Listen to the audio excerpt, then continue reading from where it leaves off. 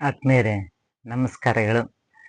ನಿಮ್ಮೆಲ್ಲರಿಗೂ ಸಹ ಮಕ್ಕಳ ಸಾಹಿತ್ಯ ಕೃತಿಗಳ ಪರಿಚಯ ಸರಣಿ ಕಾರ್ಯಕ್ರಮಕ್ಕೆ ತಮ್ಮೆಲ್ಲರಿಗೂ ಸಹ ಪ್ರೀತಿಪೂರ್ವಕವಾದ ಸ್ವಾಗತವನ್ನು ಬಯಸ್ತಾ, ಈ ಯೂಟ್ಯೂಬ್ ಚಾನಲನ್ನು ಸಬ್ಸ್ಕ್ರೈಬ್ ಮಾಡುವ ಮೂಲಕ ಹಾಗೂ ವಿಡಿಯೋವನ್ನು ಹೆಚ್ಚಿನ ಸಂಖ್ಯೆಯಲ್ಲಿ ಶೇರ್ ಮಾಡುವ ಮೂಲಕ ಮಕ್ಕಳ ಸಾಹಿತ್ಯವನ್ನು ಪ್ರೋತ್ಸಾಹಿಸಬೇಕಂತ ಹೇಳ್ತಾ, ಮಕ್ಕಳಿಗಾಗಿ ಈ ಆಗಸ್ಟ್ ತಿಂಗಳಿನಲ್ಲಿ ಮಕ್ಕಳಿಗಾಗಿ ರಾಷ್ಟ್ರ ನಾಯಕರ ಪರಿಚಯ ಕಾರ್ಯಕ್ರಮವನ್ನು ಕೃತಿಗಳನ್ನು ಪರಿಚಯ ಮಾಡ್ತಾ ಇದ್ದೀನಿ. ಇವತ್ತಿನ ದಿನ ಆಗಸ್ಟ್ 2, 2026 ರವಿವಾರ 137ನೇ ಸಾಹಿತ್ಯ ಕೃತಿಯ ಪರಿಚಯವನ್ನು ಮಾಡಲಿದ್ದೇನೆ. ಲೇಖಕರಾಗಿರುವಂಥ ಡಾಕ್ಟರ್ ಟಿ.ಪಿ. ಲಿಂಗಪ್ಪ ಅವರು ಬರೆದಿರುವಂಥ ಕಿತ್ತೂರು ರಾಣಿ ಚೆನ್ನಮ್ಮ, ಕಿತ್ತೂರು ರಾಣಿಯ ಚೆನ್ನಮ್ಮ ಅವರ ಕುರಿತಾಗಿರುವಂಥ ಬರೆದಿರುವಂಥ ಜೀವನ ಚರಿತ್ರೆಯ ಪರಿಚಯವನ್ನು ಇವತ್ತಿನ ದಿನ ನಿಮಗಾಗಿ ಮಾಡಲಿದ್ದೇನೆ. ಈ ಆಗಸ್ಟ್ ತಿಂಗಳಿನಲ್ಲಿ ರಾಷ್ಟ್ರ ಪ್ರೇಮಿಗಳ ಸ್ವಾತಂತ್ರ್ಯ ಹೋರಾಟಗಾರರ ಕೃತಿಗಳನ್ನು ಅವರ ಜೀವನ ಚರಿತ್ರೆಯ ಕೃತಿಗಳನ್ನು ರಚಿಸುವಂತಹ ಕಾರ್ಯವನ್ನು ಮಾಡ್ತಾ ಇದ್ದೀನಿ.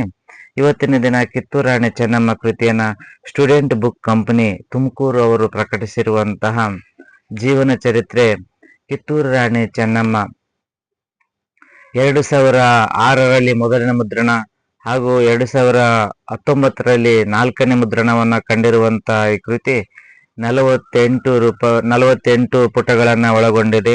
ಹಾಗೆ 30 ರೂಪಾಯಿ ಬೆಲೆಯನ್ನ ನಿಗದಿಪಡಿಸಲಾಗಿದೆ. ಈ ಮಹಾ ವ್ಯಕ್ತಿಗಳ ಜೀವನ ಚರಿತ್ರೆ ಮಾಲೆಯಲ್ಲಿ ಸುಮಾರು 40ಕ್ಕಿಂತ ಹೆಚ್ಚು ಕೃತಿಗಳನ್ನ ಈ ಮಹಾ ವ್ಯಕ್ತಿಗಳ ಮಾಲೆಯಲ್ಲಿ ರಚಿಸಿದ್ದಾರೆ. ಅದರಲ್ಲಿ ಕಿತ್ತೂರು ರಾಣಿ ಚೆನ್ನಮ್ಮ ಅನ್ನುವಂಥ ಒಂದು ಸಾಹಿತ್ಯ ಕೃತಿ ಡಾಕ್ಟರ್ ಟಿ.ಪಿ. ಲಿಂಗಪ್ಪ ಅವರು ಬರೆದಿರುವಂಥ ಕೃತಿಯ ಪರಿಚಯವನ್ನ ಮಾಡ್ತಾ ಇದ್ದೇನೆ. ಸ್ವಾತಂತ್ರ್ಯ ಭಾರತದ ಇತಿಹಾಸದಲ್ಲಿ, ಹೋರಾಟದ ಇತಿಹಾಸದಲ್ಲಿ ಒಂದು ಅಚ್ಚಳಿಯದ ನೆನಪು ಅಂತಂದ್ರೆ ಕಿತ್ತೂರು ರಾಣಿ ಚೆನ್ನಮ್ಮ ಇಡೀ ಭಾರತ ಭಾರತವನ್ನೇ ತಮ್ಮ ಕಪಿಮುಷ್ಟಿಯಲ್ಲಿ ಹಿಡಿದುಕೊಂಡಿರುವಂತ ಬ್ರಿಟಿಷರನ್ನ ಸೋಲಿಸಿ ಸೋಲಿನ ರುಚಿಯನ್ನ ನೀಡಿದಂತಹ ವೀರವನಿತೆ ಕಿತ್ತೂರು ರಾಣಿ ಚೆನ್ನಮ್ಮ ಅವರ ಕುರಿತಾಗಿರುವಂತಹ ಒಂದು ಕೃತಿ ಪರಿಚಯವಾಗಿದೆ. ಕಿತ್ತೂರು ಸಂಸ್ಥಾನ ಕರ್ನಾಟಕದಲ್ಲಿರುವಂತಹ ಕರ್ನಾಟಕವನ್ನು ಆಳಿದಂತಹ ರಾಜ್ಯರಲ್ಲಿ ಒಂದು ಪ್ರಮುಖವಾದ ಸಂಸ್ಥಾನವಾಗಿದೆ. ಸುಮಾರು 239 ವರ್ಷಗಳ ಕಾಲ ಕಿತ್ತೂರು ಸಂಸ್ಥಾನವನ್ನು ಆಳಿದಂತಹ ರಾಜರು ಕ್ರಿಸ್ತಕ 1582ರಲ್ಲಿ ಹಿರೇಮಲ್ಲ ಶೆಟ್ಟಿ ಮತ್ತು ಚಿಕ್ಕಮಲ್ಲ ಶೆಟ್ಟಿ ಎಂಬ ಶೂರ ಸೇನಾನಿಗಳು ಬಿಜಾಪುರದ ರಾಜನಾದ ಆದಿಲ್ ಶಾಹಿಯಿಂದ ಈ ನಾಡನ್ನ ಬಳುವಳಿಯಾಗಿ ಪಡೆದುಕೊಳ್ತಾರೆ. 12 ಮಂದಿ ರಾಜರು ಈ ಸಾಮ್ರಾಜ್ಯವನ್ನ ಆಳ್ತಾರೆ. ಅದರೊಳಗ ಅಲ್ಲಪ್ಪ ಗೌಡ ಸರ್ದೇಸಾಯಿ ಹೆಸರಂತ ರಾಜನಾಗಿರ್ತಾನೆ. ಅವನು ವೀರನು, ಧೀರನು, ಧೈರ್ಯಶಾಲಿಯಾಗಿರುವಂತ ಒಬ್ಬ ಪ್ರಸಿದ್ಧ ರಾಜನಾಗಿರ್ತಾನೆ.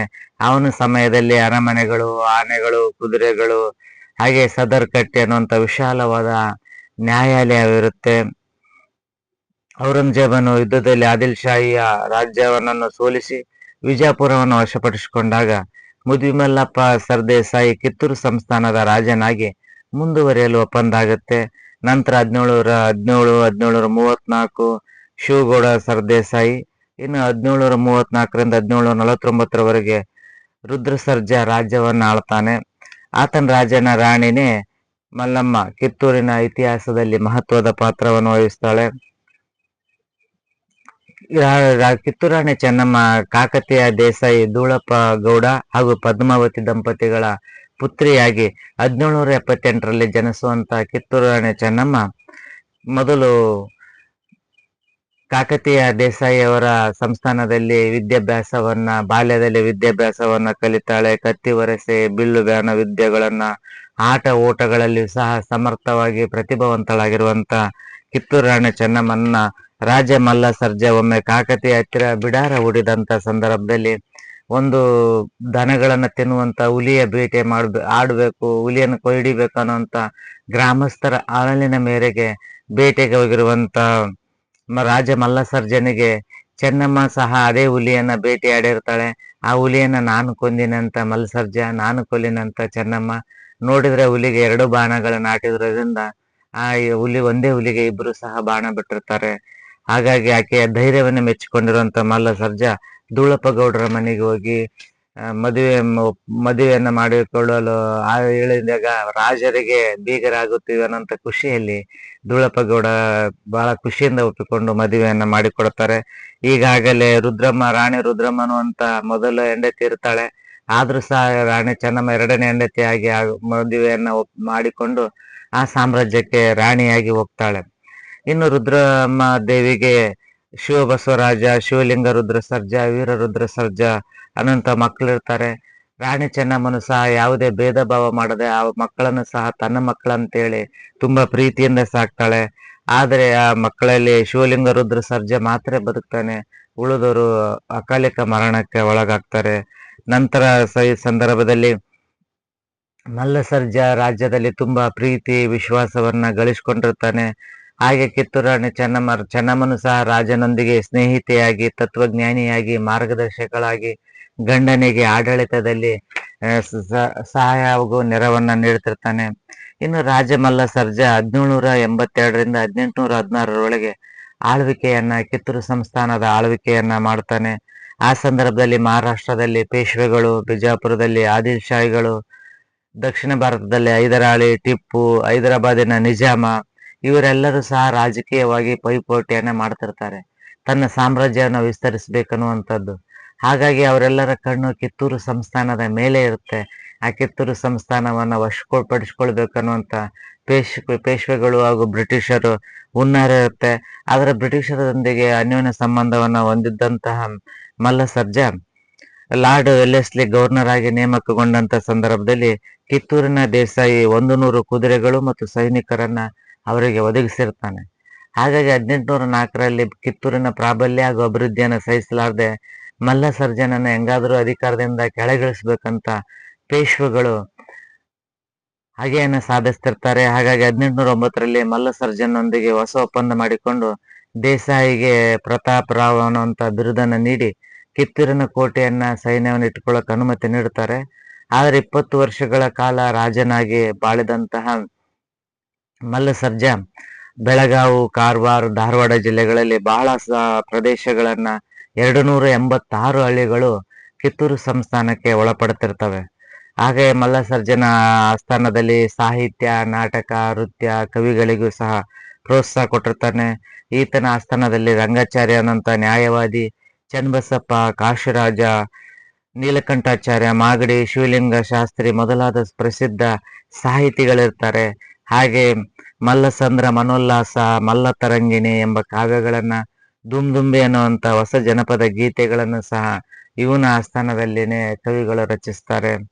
ಇನ್ನು ಪೇಶ್ವೆ ಮನೆತನದ ದೇಶದ ಕಾರ್ತಿಕೇಯ ಸ್ವಾಮಿ ಪೂಜೆ ದರ್ಶನಕ್ಕಾಗಿ ಬಾಜಿರಾಯ್ ತನ್ನ ಸರ್ದಾರರು, ಕುದುರೆ ಸವಾರರು, ಕಾಲಾಳುಗಳು ಹೊರಟು ಹೋದಾಗ ಅವನ್ನ ಬಂಧಿಸ್ತಾರೆ ಮಲ್ಲ ಸರ್ಜನನ್ನ. ಯಾಕಂದ್ರೆ ಇವನು ಹೀಗೆ ಬಿಟ್ರೆ ಸ್ವಾತಂತ್ರ್ಯ ರಾಜನಾಗ್ತಾನ ಅಂತೇಳಿ ಬಂಧಿಸಿ ಬಹಳಷ್ಟು ಚಿತ್ರಹಿಂಸೆಯನ್ನ ಕೊಡ್ತಾರೆ. ಚಿತ್ರಹಿಂಸೆ ಕೊಟ್ಟ ಫಲವಾಗಿ ಅವನ ಆರೋಗ್ಯ ಬಹಳಷ್ಟು ಕ್ಷೀಣಿಸಿ ಬಿಡುತ್ತೆ. ಇನ್ನು ಈತ ಇಲ್ಲೇ ಸತ್ರೆ ಮತ್ತೆ ನನ್ನ ಮೇಲೆ ಬರುತ್ತೆ ಅನ್ನುವಂತ ಕಾರಣಕ್ಕೆ ಅವನನ್ನ ಮುಚ್ಚಿದಂತ ಒಂದು ಇದರಲ್ಲಿ ವಾಪಸ್ ಕಳಿಸಿಬಿಡ್ತಾರೆ. ಅವಾಗ ಬಂದು ಸ್ವಾತಂತ್ರ್ಯ ನೀಡಬೇಕು, ಆಂತರಿಕ ಸ್ವಾತಂತ್ರ್ಯ, ನನಗೆ ಸ್ವಾತಂತ್ರ್ಯ ಬೇಕನ್ನುವಂತ ಮಲ್ಲ ಸರ್ಜನ ಆಶೆ ಯಾವಾಗ್ಲೂ ಸಹ ಒಪ್ಪೋದಿಲ್ಲ. ಅವನು ನನಗೆ ಸ್ವಾತಂತ್ರ್ಯ ಬೇಕು, ಸ್ವಾತಂತ್ರ್ಯದ ಅಡಿಯಲ್ಲಿ ಕಿತ್ತೂರು ಸಂಸ್ಥಾನ ಬಾಳ್ಬೇಕನ್ನುವಂತ ಆಶಯದಲ್ಲಿದ್ದಾಗ ಚಿತ್ರಹಿಂಸೆಗೆ ಕೊಟ್ಟು ಆರೋಗ್ಯ ಸಂಪೂರ್ಣ ಹಾಳಾದಾಗ ಬಾಜಿರಾಯಿ ಏನ್ ಮಾಡ್ತಾನೆ, ಅವನ್ನ ಕಳಿಸ್ತಾನೆ. ಅವಾಗ ಕಳಿಸಿದಾಗ ಸ್ವಾತಂತ್ರ್ಯ ಹೊರತು ಉಪವಾಸ ಸಾವೆ ಮೇಲಂತ ಭಾವಿಸಿದಾಗ ಆ ಮಲ್ಲ ಸರ್ಜನನ ಮುಚ್ಚಿದ ರಥದಲ್ಲಿ ಕಿತ್ತೂರಿಗೆ ಕಳಿಸ್ತಾರೆ. ಕಿತ್ತೂರಿಗೆ ಕಳಿಸಿದಾಗ ಅಲ್ಲಿ ರಾಜ್ಯ ಮನೆತನದ ಸಕಲ ಗೌರವಗಳೊಂದಿಗೆ ರಾಜನನ್ನ ಬರಮಾಡಿಕೊಳ್ತಾರೆ. ಆದರೆ ಅಷ್ಟರಾಗಲೇ ಅವನ ಆರೋಗ್ಯ ಸ್ಥಿತಿ ತುಂಬಾ ಹದಗೆಟ್ಟಿರುತ್ತೆ. ಇನ್ನು 3-4 ದಿನಗಳಲ್ಲಿ ರಾಜ ಪ್ರಾಣ ತ್ಯಾಗ ಮಾಡ್ತಾನೆ. ಅವಾಗ ಮಲ್ಲ ಸರ್ಜನ್ ರಾಣಿಯಾದ ರುದ್ರಮ್ಮ, ಚೆನ್ನಮ್ಮ ಹಾಗೂ ಮಗ ಶಿವಲಿಂಗ ರುದ್ರ ಸರ್ಜರನ್ನ ಬಿಟ್ಟು ಪ್ರಾಣ ತ್ಯಾಗ ಮಾಡಿದ ನಂತರ ಹಿರಿಯ ಮಗನಾಗಿರುವಂತಹ ಶಿವಲಿಂಗ ಸರ್ಜನ್ನ ರಾಜನನ್ನಾಗಿ ಪಟ್ಟಾಭಿಷೇಕ ಮಾಡ್ತಾರೆ. ಇವನು ಅತ್ಯಂತ ದುರ್ಬಲ ಆಗಿರುವಂತ ರಾಜ ಆಗಿರ್ತಾನೆ. ಹಾಗೆ ಸ್ವಾರ್ಥಿಗಳು, ಹೊಗಳು ಭಟ್ರನ್ನ ಸುತ್ತ ಇಟ್ಕೊಂಡು ರಾಜ್ಯವನ್ನ ಆಳ್ತಿರ್ತಾನೆ. 1818ರಲ್ಲಿ ಪೇಶ್ವೆಗಳ ಆಡಳಿತದಲ್ಲಿದ್ದ ಬೆಳಗಾವಿನ ಮೇಲೆ ಬ್ರಿಟಿಷರು ದಾಳಿ ಮಾಡಿದಾಗ ಅವರಿಗೆ ಶಿವಲಿಂಗ ರುದ್ರ ಸರ್ಜಾ ಯುದ್ಧ ಸಾಮಗ್ರಿ, ಸೈನ್ಯ, ಹಣ, ಧಾನ್ಯ ಕೊಟ್ಟು ಸಹಾಯ ಮಾಡ್ತಾನೆ. ಹಾಗೆ ಪ್ರತಿಫಲವಾಗಿ ಕಿತ್ತೂರು ಸಂಸ್ಥಾನದಲ್ಲಿ ನಾವು ಹಸ್ತಕ್ಷೇಪ ಮಾಡಲ್ಲ ಅಂತ ಬ್ರಿಟಿಷರು ಮಾತು ಕೊಡ್ತಾರೆ. ಆದರೆ ಆ ಮಾತಿನ ಪ್ರಕಾರ ಅವರು 1,75,000 ರೂಪಾಯಿಗಳನ್ನ ಮಾಸಾಸನ ಇಟ್ಕೋಬಹುದಿತ್ತು. ಇವರಿಗೆ ಅವಕಾಶ ಕೊಡ್ತಾರೆ ಬ್ರಿಟಿಷ್ ಸರ್ಕಾರ. ಆದರೆ ನಂತರ ಏನಾಗುತ್ತೆ, ಶಿವಲಿಂಗರುದ್ರ ಸರ್ಜಾಗೆ ಆರೋಗ್ಯ ಸರಿ ಆಗ್ಲಾರ್ದೆ ಅವನು ಅನಾರೋಗ್ಯಕ್ಕೆ ಈಡಾಗ್ತಾನೆ. ಅಂತ ಸಂದರ್ಭದಲ್ಲಿ 1824ರಲ್ಲಿ ಸೆಪ್ಟೆಂಬರ್ 11ರಂದು ದತ್ತು ಸ್ವೀಕಾರ ಸಮಾರಂಭವನ್ನ ಮಾಡ್ತಾರೆ. ಈ ಸಮಾರಂಭ ಮುಗಿದು 12 ಗಂಟೆಗಳಲ್ಲಿ ಶಿವಲಿಂಗರುದ್ರ ಮರಣವಂತಾನೆ. ಅಂದರೆ ಬದುಕಿ 1824 ಸೆಪ್ಟೆಂಬರ್ 12 ಮರಣ ಹೊಂದಿದಾಗ ಈ ಕಣ್ಣೂರು ಮಲ್ಲಪ್ಪ ಹಾಗೂ ಸರ್ದಾರ್ ಮಲ್ಲಪ್ಪ ತಾವು ತೆಗೆದುಕೊಂಡೋಗಿರುವಂತಹ ಈ ಪತ್ರವನ್ನ, ದತ್ತು ಪ್ರಮಾಣ ಪತ್ರವನ್ನ ಥ್ಯಾಕ್ರೆಗೆ ಜುಲೈ 10, 1824 ಡೇಟ್ ಅಂತೇಳಿ ಹಾಕಿ ಕೊಡ್ತಾರೆ. ಇದರಿಂದ ಅವನು ಬೆಲ್ ಅವರಿಗೆ ವಿಚಾರಕ್ಕೆ ಇದಾಗತ್ತೆ. ಶಿವಲಿಂಗರುದ್ರ ಸರ್ಜಾ ಜುಲೈ 10ಕ್ಕೆ ಬರೆದಿರುವಂತ ದತ್ತು ಸ್ವೀಕಾರ ಅನರ್ಹ, ಇದು ಸರಿ ಇಲ್ಲ, ರಾಜ ಸತ್ತ ಮೇಲೆ ಇವರು ದತ್ತು ಕಾರ್ಯಕ್ರಮ ಮಾಡ್ಯಾರ, ಹಾಗಾಗಿ ಇದನ್ನು ಒಪ್ಪಬಾರದು ಅಂತೇಳಿ ಕಿತ್ತೂರು ಸಂಸ್ಥಾನ ನಾವು ವಶಪಡಿಸ್ಕೊಳ್ಬೇಕು ಅಂತೇಳಿ ಬ್ರಿಟಿಷರು ಸಂಚನ ರೂಪಿಸ್ತಾರೆ. ಈಗಾಗಲೇ ಕಿತ್ತೂರು ಸಂಸ್ಥಾನನ ವಶಪಡಿಸ್ಕೊಳ್ಳಲೇಬೇಕನ್ನೋಂಥ ಆಸೆಯಿಂದ ಕುಳಿತಿರುವಂತ ಬ್ರಿಟಿಷರಿಗೆ ಈ ಒಂದು ಸಂಗತಿ ವರದಾನ ಆಗುತ್ತೆ. ಹಾಗಾಗಿ ಕಿತ್ತೂರಿನ ನಿಜವಾದ ಒಡತಿ ಅಂದರೆ ರಾಣಿ ರುದ್ರಮ್ಮ ಹಾಗೂ ಕಿತ್ತೂರು ಚೆನ್ನಮ್ಮ ಹಾಗೂ ಸೊಸೆ ಮೂವರು ಮಾತ್ರ ಒಡೆಯರಾಗ್ತಾರೆ. ದತ್ತು ಪಡೆದಿರುವಂತ ಮಗು ನಿಜವಾದ ವಾರಸುದಾರ ಅಲ್ಲ ಅನ್ನೋಂಥ ಮಾತನ್ನ ಬ್ರಿಟಿಷ್ ಸರ್ಕಾರ ಹೇಳಿದಾಗ ಕಿತ್ತೂರು ರಾಣಿ ಚೆನ್ನಮ್ಮ ಅವಾಗ ರಾಣಿಯಾಗಿ ಅಧಿಕಾರವನ್ನ ಸ್ವೀಕರಿಸಿ ಕಿತ್ತೂರು ಸೈನ್ಯವನ್ನ ಮುನ್ನಡೆಸ್ತಾಳೆ. ಕಿತ್ತೂರು ಸಂಸ್ಥಾನ ಬ್ರಿಟಿಷರ ವಶ ಆಗ್ಬಾರ್ದು, ನಾವು ಕಿತ್ತೂರನ್ನ ಉಳಿಸ್ಕೊಳ್ಳೋದಕ್ಕೆ ಹೋರಾಟ ಮಾಡ್ಬೇಕನ್ನೋಂತ ಒಂದು ಸಭೆಯಲ್ಲಿ ಹೇಳಿದಾಗ ಕಿತ್ತೂರಿಗೆ ಎಲ್ಲಾ ಪ್ರಜೆಗಳು, ಮಂತ್ರಿಗಳು ಹೋರಾಟಕ್ಕೆ ಸಪೋರ್ಟ್ ಮಾಡ್ತಾರೆ. ಹಾಗೆ ರೈತರನ್ನು ಸಹ ಸೈನಿಕರಿಗೆ ತರಬೇತಿ ಕೊಡುವ ರೀತಿ ಸೈನಿಕರಿಗೆ ತರಬೇತಿಯನ್ನು ಕೊಡ್ತಾಳೆ. ಕಿತ್ತೂರಿನಲ್ಲಿ 7,000 ಕಾಳಾಳುಗಳು, 2,000 ಕುದುರೆ ಸವಾರರು, 1,000 ಒಂಟೆ, 50 ಆನೆ ಸವಾರರಿಗೆ 24 ಪೌಂಡಿನ ತೋಪುಗಳೊಂದಿಗೆ ಯುದ್ಧ ಸನ್ನದ್ಧಿಯನ್ನ ಮಾಡ್ತಾಳೆ. ಕಿತ್ತೂರು ರಾಣಿ ಚೆನ್ನಮ್ಮ ದತ್ತನ್ನ ಪಡೆದಿದ್ದರ ವಿರುದ್ಧ ಬ್ರಿಟಿಷ್ ಸರ್ಕಾರ ಸಂಚನ್ನ ರೂಪಿಸಿ ಆ ದತ್ತು ಅನರ್ಹ ಅಂತೇಳಿ ಹೇಳಿ ಯುದ್ಧವನ್ನ ಮಾಡಿದಂತ ಸಂದರ್ಭದಲ್ಲಿ ಅರಮನೆಯನ್ನ ಹೇಗಾದರೂ ವಶಪಡಿಸ್ಕೊಳ್ಬೇಕಂತ ಬ್ರಿಟಿಷರು ಪ್ರತಿನಿಧಿಗಳನ್ನ, ಸೈನ್ಯವನ್ನ ತಂದಿಡ್ತಾರೆ. ಆದರೆ ಇದನ್ನೆಲ್ಲ ಅರಿತಿರುವಂತ ದೂರದೃಷ್ಟಿ ಇದ್ದಂತ ಚೆನ್ನಮ್ಮ ಆಗಲೇ ಸರಹದ್ದಿನಲ್ಲಿ, ಗಡಿಗಳಲ್ಲಿ ತನ್ನ ಸೈನಿಕರನ್ನ ನಿಯೋಜಿಸಿ ಅವರು ಬ್ರಿಟಿಷ್ ಸೈನ್ಯ ಹೊಂಟಾಗ ಅದರ ಬಗ್ಗೆ ನಮಗೆ ಮಾಹಿತಿ ಕೊಡ್ರಿ ಅಂತ ಗುಪ್ತಚರ ಇಲಾಖೆಗೂ ಸಹ ಮಾಹಿತಿಯನ್ನು ಕೊಟ್ಟಿರ್ತಾಳೆ. ಅದೇ ರೀತಿ ಯಾವಾಗ ಬ್ರಿಟಿಷ್ ಸೈನ್ಯ ಕೋಟೆ ಮುಂದೆ ಬಂದು ನಿಂದಿರುತ್ತೆ ಅವಾಗ ಕೋಟೆಯ ಬಾಗಿಲನ್ನ ಹಾಕಿಬಿಡ್ತಾಳೆ. ಕೋಟೆಯನ್ನ ಬಾಗಿಲನ್ನ ಹಾಕಿದಾಗ ತೋಪುಗಳನ್ನ ಕಿತ್ತೂರು ಕೋಟೆಗೆ ನಿಂದ್ರಿಸಿ ತೋಪುಗಳನ್ನ ಹಾರಿಸುವಂತ ಪ್ರಯತ್ನ ಮಾಡಿದಾಗ 1824 ಅಕ್ಟೋಬರ್ 21 ಥ್ಯಾಕ್ರೆ ಕಡೆಯ ಸ್ಟಿಲ್ಸನ್ ಮತ್ತು ಇಲಿಯಟ್ ಅವರು ಖಜಾನೆಯನ್ನ ರಕ್ಷಿಸಿ ಖಜಾನೆಯನ್ನು ವಶಪಡಿಸ್ಕೊಳ್ಬೇಕಂತ ಕಿತ್ತೂರಿಗೆ ಕಳಿಸ್ತಾನೆ. ಆ ಸಂದರ್ಭದಲ್ಲಿ ಕಿತ್ತೂರು ಚೆನ್ನಮ್ಮನಿಗೆ ಸುಮಾರು 11 ಹಳ್ಳಿಗಳನ್ನ ಇನಾಮ ಕೊಡ್ತೀನಿ ಅನ್ನೋಂತ ಮಾತನ್ನ ಕೊಡ್ತಾನೆ. ಆದರೆ ಕಿತ್ತೂರು ಚೆನ್ನಮ್ಮ ಒಪ್ಪೋದಿಲ್ಲ, ಯುದ್ಧವನ್ನ ಮಾಡುತ್ತಾಳೆ. ಯುದ್ಧವನ್ನ ಮಾಡಿದಾಗ ಯುದ್ಧದಲ್ಲಿ ವೀರ ಸೈನಿಕರು ಹಾಗೂ ರಾಷ್ಟ್ರ ಪ್ರೇಮಿಗಳು ಹಾಗೂ ಕಿತ್ತೂರಿನ ಸಂಸ್ಥಾನವನ್ನ ಉಳಿಸಿಕೊಳ್ಳೇಬೇಕನ್ನುವಂತ ಹಂಬಲದೊಂದಿಗೆ ಎಲ್ಲರೂ ಸಹ ಬ್ರಿಟಿಷರೊಂದಿಗೆ ಯುದ್ಧವನ್ನ ಮಾಡ್ತಾರೆ. ಆ ಯುದ್ಧದಲ್ಲಿ ಥ್ಯಾಕ್ರೆಯನ್ನ ಕೊಲ್ತಾರೆ. ಥ್ಯಾಕ್ರೆಯನ್ನ ಚಾಣಾಕ್ಷನಾಗಿರುವಂತ ಬಾಲಪ್ಪ ಥ್ಯಾಕ್ರೆಯನ್ನ ಕೊಲ್ತಾನೆ. ಹಾಗೆ 20 ಜನ ಸೈನಿಕರು ಕಿತ್ತೂರಿನ ಶರಣಾರ್ಥಿಗಳಾಗ್ತಾರೆ. ಹಾಗೆ ಸೈನ್ಯಾಧಿಕಾರಿ ಕ್ಯಾಪ್ಟನ್ ಬ್ಯಾಕ್ ಮತ್ತು ಲೆಫ್ಟಿನೆಂಟ್ ಜನರಲ್ ಡಯಟ್ ಅನ್ನು ಸಹ ಸೈನ್ಯಾಧಿಕಾರಿಗಳನ್ನ ಕೊಲ್ತಾರೆ. ಇಡೀ ಬ್ರಿಟಿಷ್ ಸಾಮ್ರಾಜ್ಯವನ್ನ ನಾವು ಯಾರಿಗೂ ಸೋಲೋದಿಲ್ಲ, ನಾವು ಯಾವಾಗ್ಲೂ ಜಯಗಳಿಸ್ತೀವಿ ಅನ್ನುವಂತ ಜಂಬದಲ್ಲಿ ಅಹಂಕಾರದಲ್ಲಿದ್ದಂತ ಅವರಿಗೆ ಸೋಲಿನ ರುಚಿಯನ್ನ ಕನ್ನಡ ನಾಡಿನ ವೀರ ವನಿತೆ ಚೆನ್ನಮ್ಮ ಅವರಿಗೆ ಸೋಲಿನ ರುಚಿಯನ್ನ ಕೊಡುತ್ತಾಳೆ. ಅವಾಗ ಇದರಿಂದ ಕೆರಳಿದಂತ ಬ್ರಿಟಿಷ್ ಸೈನ್ಯಾಧಿಕಾರಿ ಈಗ ಸಂಚನ್ನ ರೂಪಿಸ್ತಾರೆ. ಬ್ರಿಟಿಷರು ನಮ್ಮ ಭಾರತದಲ್ಲಿ ಇಷ್ಟು ದೊಡ್ಡ ಸಾಮ್ರಾಜ್ಯ ಕಟ್ಟಕ್ ಕಾರಣ ನಮ್ಮ ರಾಜರುಗಳಲ್ಲಿ ಒಳಜಗಳವನ್ನ ಉಪಯೋಗಿಸಿಕೊಂಡು ಒಬ್ಬ ರಾಜನ ವಿರುದ್ಧ ಮತ್ತೊಬ್ಬ ರಾಜನನ್ನ ಎತ್ತಿ ಕಟ್ಟೋದು, ಹಾಗೆ ಅದೇ ರಾಜ್ಯದಲ್ಲಿರುವಂತ ಮೋಸಗಾರರನ್ನ ತಮ್ಮ ಪರವಾಗಿ ಕೆಲಸ ಮಾಡುವಂತೆ ಮಾಡುವುದು. ಇಲ್ಲಿ ಸಹ ಮೋಸಗಾರರನ್ನ ಸಹಾಯ ಪಡೆದು ಅವರಿಗೆ ಹಣದ ಆಮಿಷೆಯನ್ನ ತೋರಿಸಿ ಎರಡನೇ ಬಾರಿ ಯುದ್ಧ ಆಗುವಂತ ಸಂದರ್ಭದಲ್ಲಿ ಕೋಟೆಯ ಒಳ ರಹಸ್ಯ ಮಾರ್ಗಗಳನ್ನ ಹಾಗೂ ರಕ್ಷಣಾ ತಂತ್ರಗಳನ್ನ, ರಕ್ಷಣಾ ನೀತಿಗಳನ್ನ, ಸೈನಿಕರ ಮಾಹಿತಿಯನ್ನ ಬ್ರಿಟಿಷರಿಗೆ ನೀಡಿಬಿಡ್ತಾರೆ.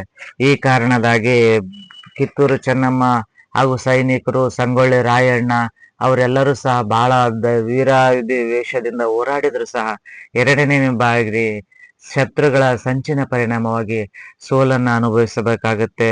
ಕಿತ್ತೂರು ರಾಣಿ ಚೆನ್ನಮ್ಮ ಚಾಂಪ್ಲಿನ್ ಡಿಸೆಂಬರ್ 3 11 ಗಂಟೆ ಕಿತ್ತೂರನ್ನು ವಶಪಡಿಸಿಕೊಳ್ತಾನೆ. ಹಾಗೆ ಇಡೀ ದಿನ ಹೋರಾಡಿ ಕೊನೆಗೆ ಕೋಟೆ ಒಳಗೆ ನುಗ್ಗಿ ಬರುವಂತ ಬ್ರಿಟಿಷ್ ಸೈನಿಕರ ವಿರುದ್ಧ ಹೋರಾಡ್ತಾಳೆ. ಆದರೆ ಶತ್ರುಗಳ ಸಂಚಿನ ಕಾರಣ ಅವರು ಹೊರಗಿಂದ ಯಾವುದೇ ನೆರವು ಇವರಿಗೆ ಬರೋದಿಲ್ಲ. ಹಾಗಾಗಿ ಇವರು ಏಕಾಂಗಿಯಾಗಿ ಹೋರಾಟ ಮಾಡ್ತಾರೆ. ಕೊನೆಗೆ ಶರಣಾಗತಿ ಆಗ್ಬೇಕಾಗತ್ತೆ. ಕಿತ್ತೂರು ರಾಣಿ ಚೆನ್ನಮ್ಮ ಸೋತ ನಂತರ 16 ಲಕ್ಷ ರೂಪಾಯಿ ನಗದು ಕೊಳ್ಳೆಯನ್ನ ಹೊಡಿತಾರೆ. 4 ಲಕ್ಷ ರೂಪಾಯಿ ಬೆಳೆ ಬಾಳುವ ರತ್ನಾಭರಣಗಳನ್ನು ಪಡಿತಾರೆ.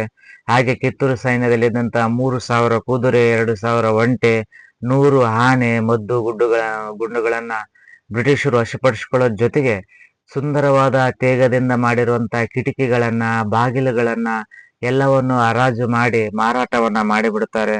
ಸುಮಾರು 72 ಸಣ್ಣ ಸಣ್ಣ ಹಳ್ಳಿಗಳ ವಾರ್ಷಿಕ ಕಂದಾಯ 5 ಲಕ್ಷ ಬ್ರಿಟಿಷರ ಪಾಲಾಗ್ತವೆ. 286 ಗ್ರಾಮಗಳು ಬ್ರಿಟಿಷರ ಅಧೀನಕ್ಕೆ ಒಳಪಡುತ್ತವೆ. ಆದ್ರೂ ಸಹ ಶರಮಣಿಯಲ್ಲಿದ್ರು, ಬೈಲಹೊಂಗಲದ ಶರಮಣಿಯಲ್ಲಿದ್ರು ಸಹ ಸ್ವಾತಂತ್ರ್ಯ ಹೋರಾಟದ ಬಗ್ಗೆ ಯೋಚಿಸ್ತಾ ಇರ್ತಾಳೆ, ಸಂಘಟನೆ ಮಾಡ್ತಾನೆ ಇರ್ತಾಳೆ ಒಳಗಡೆ ಇದ್ದು. 1829 ಫೆಬ್ರವರಿ 2ರಂದು ಕಿತ್ತೂರಿನ ಸ್ವಾತಂತ್ರ್ಯದ ಕನಸು ಅಮರ ಆಗ್ಬಿಡುತ್ತೆ. ಆದರೆ ತಾಯಿ ಚೆನ್ನಮ್ಮನ ಕನಸನ್ನ ಸಂಗೊಳ್ಳಿ ರಾಯಣ್ಣ ವೀರ ಸೇನಾನಿ ಆ ಕನಸನ್ನ ಮತ್ತೆ ಮುಂದುವರಿಸ್ತಾನೆ ಗೆಳೆಯರ ಸಹಾಯದಿಂದ. ಕಿತ್ತೂರಿನ ಚೆನ್ನಮ್ಮ ನಿಷ್ಠಾವಂತ ಬಂಟನಾಗಿ ಕಿತ್ತೂರು ಸಂಸ್ಥಾನದ ಸ್ವಾತಂತ್ರ್ಯಕ್ಕಾಗಿ ಸಂಗೊಳ್ಳಿ ರಾಯಣ್ಣ ಬ್ರಿಟಿಷರ ವಿರುದ್ಧ ನಿರಂತರ ಹೋರಾಟ ಮಾಡಿ ಬ್ರಿಟಿಷರಿಗೆ ಸಿಂಹ ಸ್ವಪ್ನ ಆಗ್ತಾನೆ. ಹಾಗೆ 1830 ಡಿಸೆಂಬರ್ನಲ್ಲಿ ಸಂಗೊಳ್ಳಿ ರಾಯಣ್ಣನನ್ನು ಸಹ ಅವನ ಸ್ನೇಹಿತರಿಂದನೇ ಸಂಚನ ರೂಪಿಸಿ ಅವನನ್ನ ಸೆರೆ ಹಿಡಿದು ಗಲ್ಲಿಗೇರಿಸುವಂತ ಕೆಲಸ ಮಾಡ್ತಾರೆ. ಕಿತ್ತೂರು ಸಂಸ್ಥಾನದ ಸ್ವಾತಂತ್ರ್ಯಕ್ಕಾಗಿ ಹೋರಾಡಿದಂತ ಅಮರ ಯೋಧರು, ಅವರ ಬಲಿದಾನ, ತ್ಯಾಗದ ಫಲವಾಗಿ ಕಿತ್ತೂರು ಸಂಸ್ಥಾನದಲ್ಲಿ ಸ್ವಾತಂತ್ರ್ಯದ ಕಿಚ್ಚನ್ನ ಮೂಡಿಸ್ತಾರೆ. ಅದೇ ರೀತಿ ಕಿತ್ತೂರು ಸಂಸ್ಥಾನ ಇಡೀ ಭಾರತದ ಇತಿಹಾಸದಲ್ಲಿ ತನ್ನದೇ ಆದ ಮಹತ್ವವನ್ನು ಪಡೆದಿದೆ. ತನ್ನದೇ ಆದ ಮಹತ್ವವನ್ನು ಪಡೆಯಲು ಕಾರಣ ಕಿತ್ತೂರಿನ ರಾಣಿ ಚೆನ್ನಮ್ಮ. ಇಂಥ ಸಾಹಿತ್ಯ ಕೃತಿಗಳನ್ನ ಮಕ್ಕಳಿಗೆ ಕೊಟ್ಟು ಓದಿಸುವ ಮೂಲಕ ಮಕ್ಕಳಲ್ಲಿ ರಾಷ್ಟ್ರ ಪ್ರೇಮ ಹಾಗೂ ರಾಷ್ಟ್ರಭಕ್ತಿಯನ್ನ ಮೂಡಿಸಲು ಸಹಾಯಕ ಆಗುತ್ತೆ. ಹಾಗಾಗಿ ಶಾಲಾ ವಾರ್ಷಿಕೋತ್ಸವ, ಹುಟ್ಟುಹಬ್ಬ, ಕ್ರೀಡಾಕೂಟ ಸಂದರ್ಭದಲ್ಲಿ ಸಾಹಿತ್ಯ ಕೃತಿಗಳನ್ನ ಮಕ್ಕಳಿಗೆ ಉಡುಗೊರೆಯಾಗಿ ನೀಡಿ ಅವರಲ್ಲಿ ರಾಷ್ಟ್ರ ಪ್ರೇಮವನ್ನ ಬೆಳೆಸಲು ಸಹಾಯ ಮಾಡಬೇಕಂತ ಹೇಳ್ತಾ ಇವತ್ತಿನ ದಿನ 137ನೇ ಸಾಹಿತ್ಯ ಕೃತಿಯ ಪರಿಚಯದೊಂದಿಗೆ ಇವತ್ತಿನ ಸಾಹಿತ್ಯ ಕೃತಿಯ ಪರಿಚಯ ಸರಣಿಯನ್ನ ಮುಗಿಸ್ತಾ ಇದ್ದೇನೆ.